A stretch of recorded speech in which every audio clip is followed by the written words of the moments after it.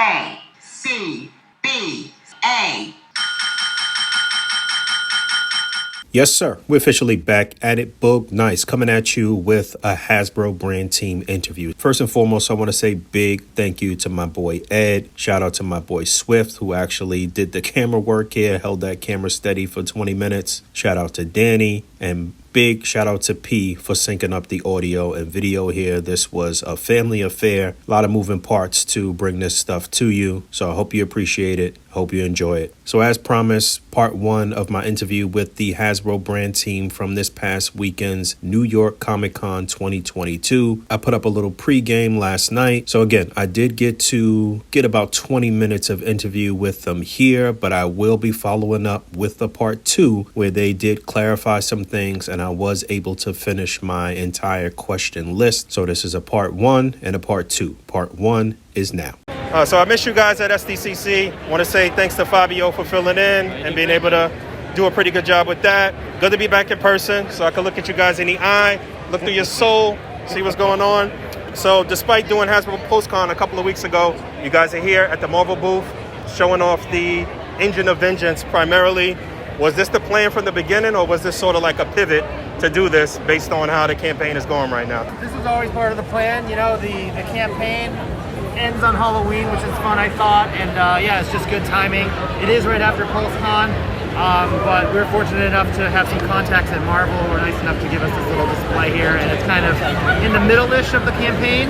So yeah, you know, that was in the plan from the get-go. We got to bring it to New York, man, the greatest city, you know what Absolutely, I mean? So, absolutely. We missed it out on San Diego. We wanted to definitely bring it to a con because, as you can see, it looks awesome in person, more so than even on the photos that we put out, you know what I mean? So during the past couple of years, when we did Sentinel and Galactus, there were no cons. We would have loved to have shown those off as well too. So, you know, now we're able to get back out at it. Was there any pivoting though, as far as doing this? It seems the tiers have been rearranged a little bit, shuffled.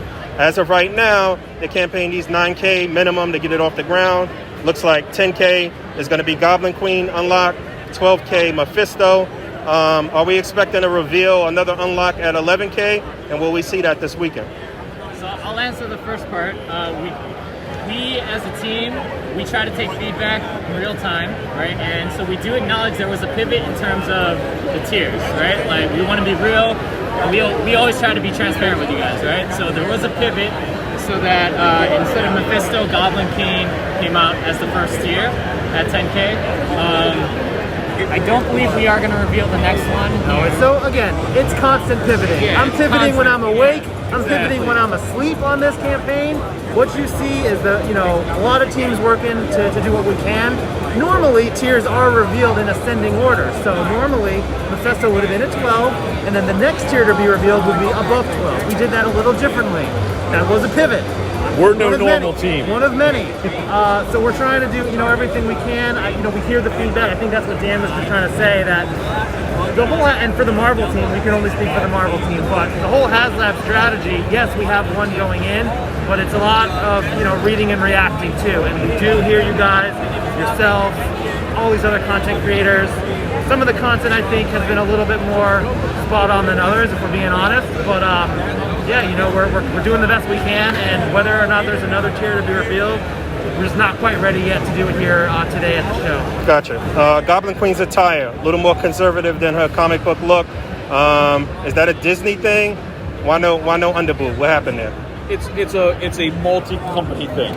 It's all of us working together to figure out a way to bring some of these characters out and as close as we can to their iconic looks. We've wanted to do these characters a lot over the past 10 years, and we keep, you know, because of reasons, we haven't been able to. But under the guise of a Haslab for a more, you know, high-end collectible, both sides came together and said, all right, let's do these characters, and these are the way we can do them, because we still have to be respectful of companies and everybody that's involved. So we had an awesome Mephisto created. We have a gorgeous Goblin Queen created, and while she's not 100% comic accurate, this was the way we could give you the closest iconic Inferno look that we could deliver. So, you know, we're really happy with it. You know, it's designed in a way that, you know, customizers can have as much fun as they want to do whatever they want with it. and you know. There are some panels where she is drawn like that too, so it's I not did just- see a few. Some people actually sent me some stuff. This is more how she's looked when this costume has made it into the books recently. So it is still comic accurate. It's just not the classic one. But this, if you love that era of books, if you love the Inferno, this is the closest we're ever going to be able to give you that figure, and that figure will only ever be available here. Can we take this platform? I think your audience has been at this a long time, right? These characters, if you look at the track record of the past couple of years, we've hit a lot of characters who have either never before had a Legends figure or who sorely needed a modern update. If there was an opportunity to do Mephisto in the past 7 years, we would have done it. We've done a lot of other characters, and so this Haslab represents, for a lot of considerations, the most appropriate way for us to get them in the campaign. Now, some of the feedback has been, oh, I'm an X-Men fan, but then Goblin Queen is with the Engine of Vengeance. Oh, I want Mephisto, he's with the Engine of Vengeance. It's like that. It's either they come out this way or they stay on the bench, right? So this is it's not kind of, would I rather have it with the Haslab or not have it with the Haslab? This is the best opportunity that we have, which is something I think gets a little lost in the commentary. We're seeing these mock-ups of fans saying, oh, you're just going to release them next year anyways. They are not in the plan for 23, not in the plan for 24, right? And these looks will not be. Well, that was going to be one of my questions down the line. Right, So it's not because we're being sneaky about it, right? This is just kind of the way things need to operate. So I think that's all these kinds of considerations kind of get lost in the Twitter sphere of it all. But just wanted to kind of clarify that. Trying to get it off your chest. I've been pivoting. We realize that it's a roll of the dice. You know, it's like we just, as a team, we're like, we want to have an opportunity to try and get you guys these figures. If it works, praise the maker. We're super happy. But if it doesn't work, then that's unfortunate as well. But we'd rather roll the dice and give you an opportunity versus just we're not doing them. So, you know, we realize this type of an item's not for everybody. You know, for those who have the means, we hope you come out and support it. People who have seen it this weekend it's been very positive. That's bigger than I thought. It looks more premium than I thought. It looks great. We've heard a lot of real positive things this weekend, which makes us feel great. Well, I want you to kind of dive into that. That's kind of where my next question was going. So I haven't really seen the community this divided over something before, and mostly the consensus is that it looks great. It does look great, but everybody's hung up on the price. Can you give us a little more insight into what went into making this thing? What were some of the tooling and wiring and lighting and the costs associated with making something like this? No, absolutely. And how you guys can basically justify the $350 price tag. Yeah, absolutely. When we created the last two Haslabs, the Sentinel and Galactus, all the expense was on the outside. It was building something up, right? This has the same amount of effort and work. It's just a car. And what that means is there's a lot of stuff that goes on the inside. It has a bottom, it has a middle, it has a top, it has windows, it has mirrors, it has lots of little things all over it that plug in. So, and this one has the most premium electronics package we've ever done in Marvel Legends. How long do the lights stay on? There's different sequences, so you can hit the blower multiple times to do different types of light displays. What mode is it in right now? Because it's just going. This is just going. This is like a flickery mode. We're still working to fine tune that to get the lighting a little bit more natural to fire as well. So we did this presentation. But it's lasted from 9 a.m. to 7 p.m. I mean, yeah, it was going the whole time I was here yesterday too. So you know, it's like it's the same amount of effort and work as these other ones. It's just got a lot of hidden stuff because of the nature of an automobile. It's very different than what we've done before. That And like the meme is, right? Like yesterday's price is not the same as today's price, right? Like the thing is, like Galactus, if we put it out today, it would be like over $500 based on what we're like looking at. So like we have to take into effect that the timing of where we're at in the global like economy and everything, that also plays into a factor. We understand 100% that this is not maybe for everyone, but we think that the value is still there and the product is actually pretty awesome. It's a tough comp in terms of form factor. There's been a lot of comparisons to other things that are not in this premium 6 to 7 inch scale.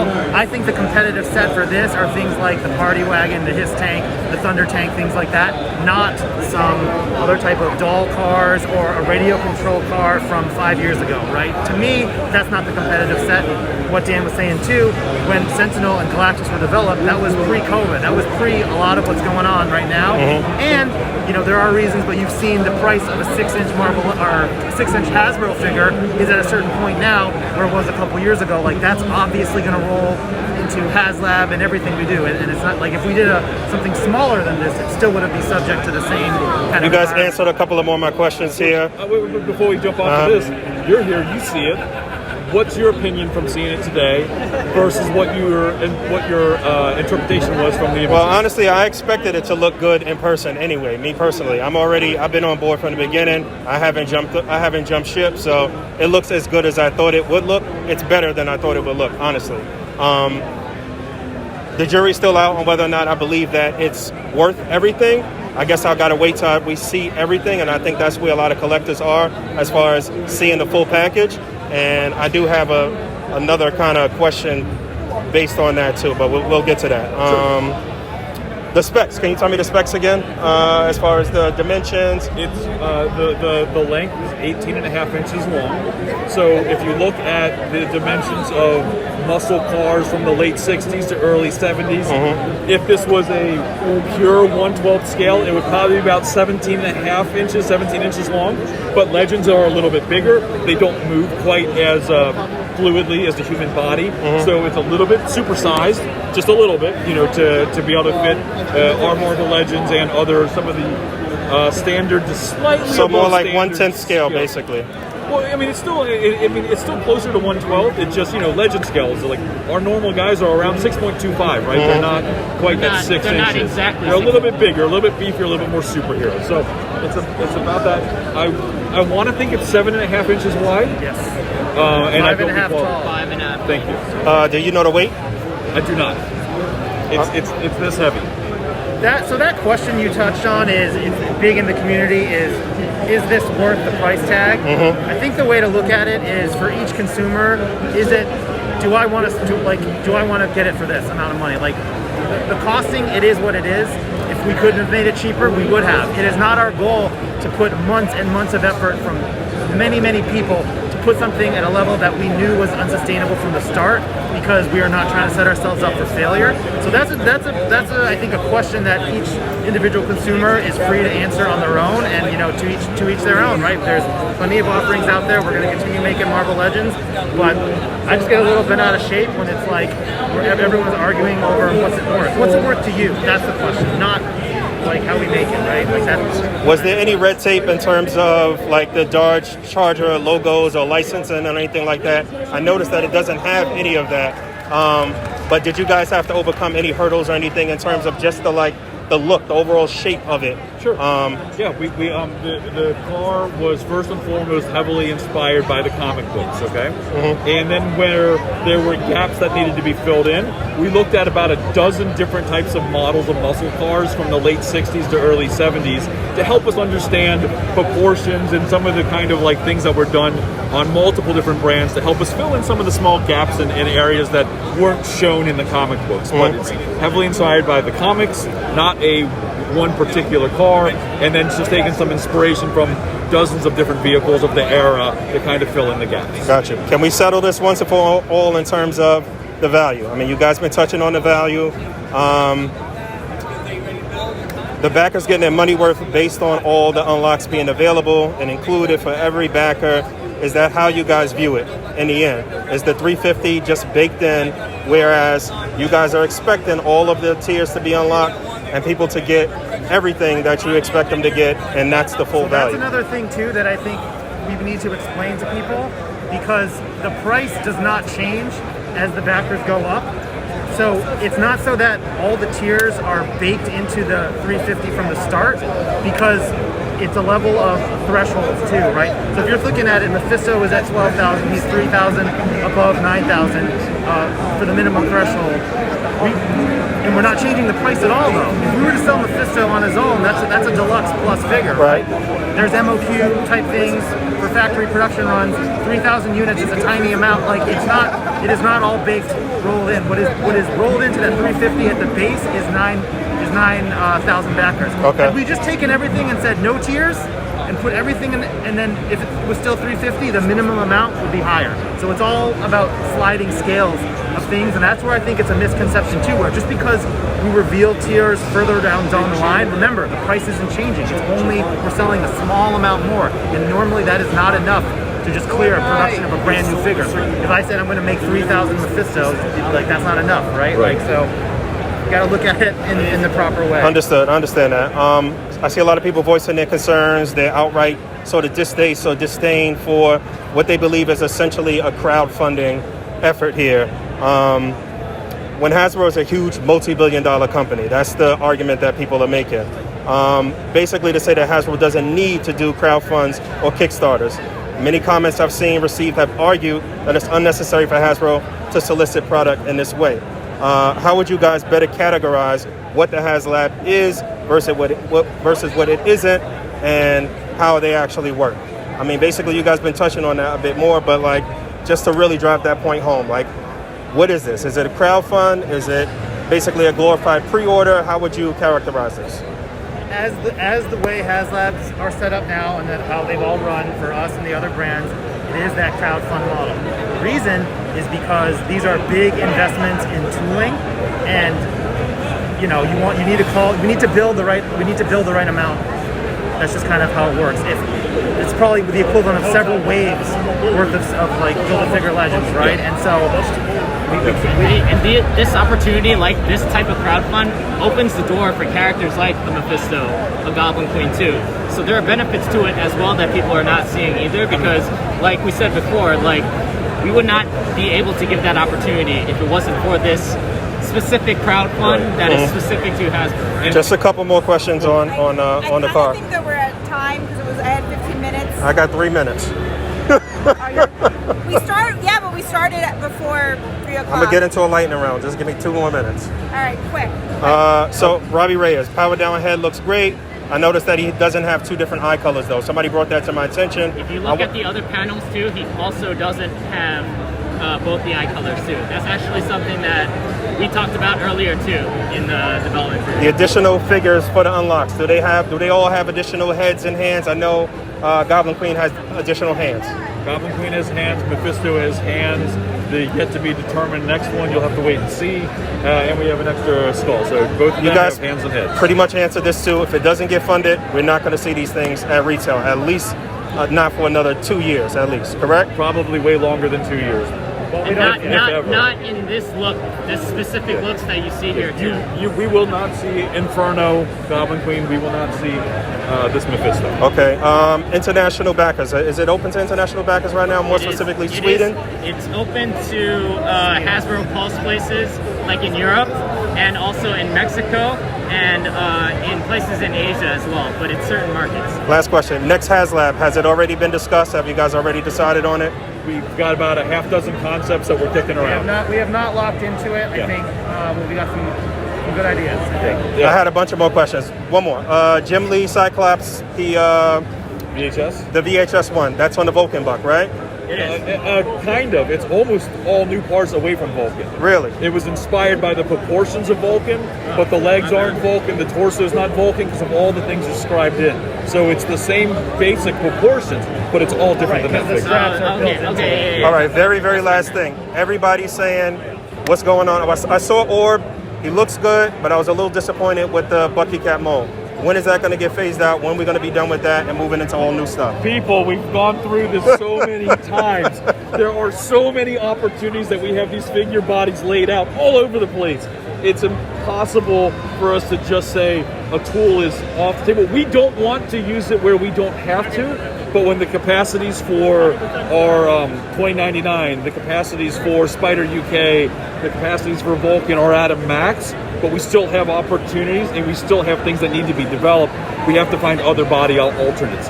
So while it's not our favorite anymore because we've evolved so much past it with amazing stuff, remember there was a time where you guys loved that body as the best thing ever. It was. None of us in the background are like, ha ha ha, we're putting out another pumpkin. No, it's like we're just trying to. We have to use the tools in our library, and when you have the pieces that fit that overall look, sometimes when capacities are challenged because we're doing so many amazing figures for you guys, we have to dip in and use those. But what you think? Another year? All right. No timeline. Look over there. This is it. Just stuff that people want. Not us. He was sweating. Just stuff that people want. Finish Superior Foes of Spider-Man. Finish Serpent Society. Immortal Hulk. Classic Luke Cage and Iron Fist. You want Superior Foes? Yeah. Doesn't that look an awful lot like Overdrive? Absolutely. I'm just saying. Absolutely. You know. Shatari, Outriders, Army Builders, updated X-Men box set, the original X-Men crew with Professor X in the old school wheelchair, Future Foundation, Captain America First Adventure, Comic Bucky, updated Bucky cap on some new mold, Jack Kirby figure baby, other legends like that, battle damage characters, Comic Mandarin, Wolfsbane Feral. That's it. All right? Yo, I want a 2-pack of them. Add that to the list. Yeah, it's possible. Love y'all. Thank y'all. Appreciate it. You too. Thank you. Thank you. We out. Peace. I'm in the game, I'm grinding, I got to play 24 hours in a day, 7 days out the week, I never sleep. I'm on my grizzly bear, 52 weeks out the year.